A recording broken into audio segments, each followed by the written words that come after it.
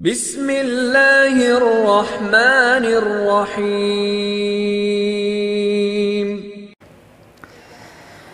امام اعظم ابو حنیفہ رحمۃ اللہ علیہ کو ایک بار دہریوں نے گھیر لیا۔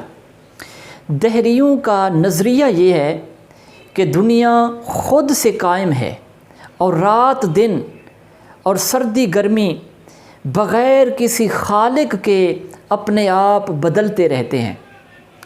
دہریے امام اعظم کو قتل کرنا چاہتے تھے۔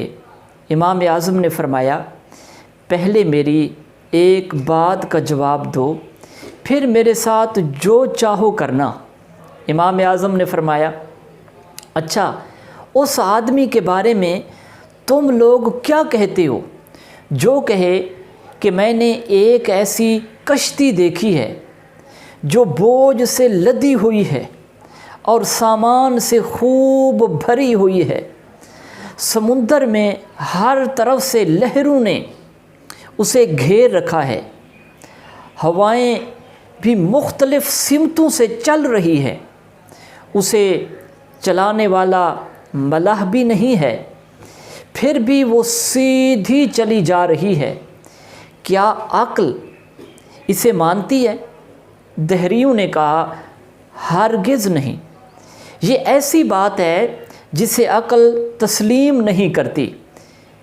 امام اعظم نے فرمایا، سبحان اللہ، جب عقل اس بات کو مانتی ہے کہ کشتی محافظ اور چلانے والے کے بغیر سیدھی نہیں چل سکتی، تو ذرا سوچو، پھر اس قدر وسیع و عریض دنیا اور رات و دن کا بدل جانا، ساری کائنات کا اس قدر منظم انداز بغیر خالق کے کیسے قائم ہے؟